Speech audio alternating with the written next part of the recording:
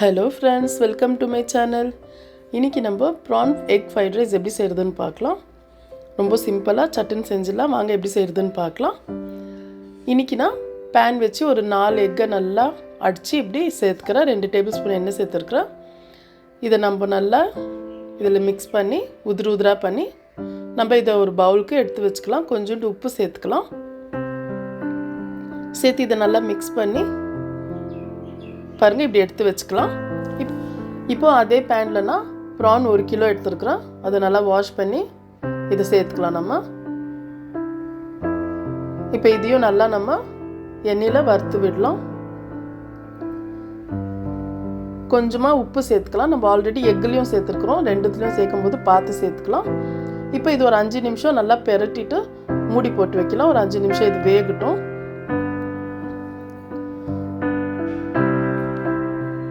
பாருங்கள், இப்போ நம்மளுக்கு நல்லா வெந்துடுச்சு. ப்ரானு நல்லா அடியும் பிடிச்சிடுச்சு.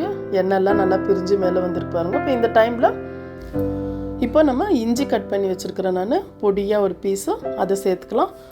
பூண்டு அதே மாதிரி பொடியாக கட் பண்ணியிருக்கிறேன், அதையும் சேர்த்துக்கலாம். இதெல்லாம் சேர்த்து நல்லா வதக்கி விட்டுக்கலாம். நம்ம ப்ரான் கூடவே நல்லா அந்த ஃப்ளேவர் நல்லா ஒட்டும் ப்ரானுக்கு. இப்போ இதை சேர்த்து நான் பட்டாணி 1 கப் எடுத்துருக்குறேன், அதை சேர்த்துக்கலாம். Capsicum 1 cup, cabbage 1 cup, carrot 1 cup, corn ஒரு 1/2 cup.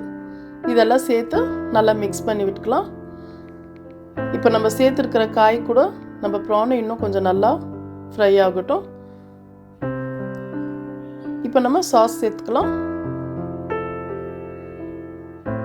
Soya sauce 1 teaspoon, chilli sauce 2 table spoon. நல்லா மிக்ஸ் பண்ணி விட்டு இப்போ நம்ம காய் நல்லா வெந்துடுச்சு.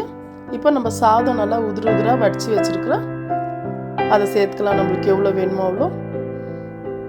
இப்போ இந்த டைமில் எக்கு சேர்த்துக்கலாம். நம்ம ஃப்ரை பண்ணி வச்சுருக்குறது இது எல்லாமே சேர்த்து நல்லா மிக்ஸ் பண்ணி விட்டு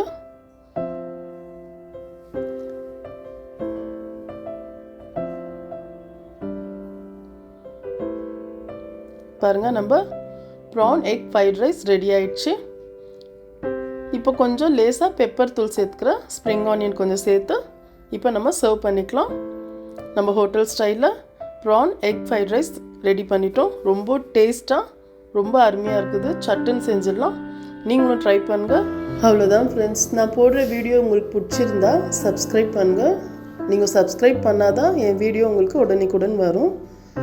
லைக் பண்ணுங்கள், ஷேர் பண்ணுங்கள், மறக்காமல் சப்ஸ்கிரைப் பண்ணுங்கள். தேங்க்யூ.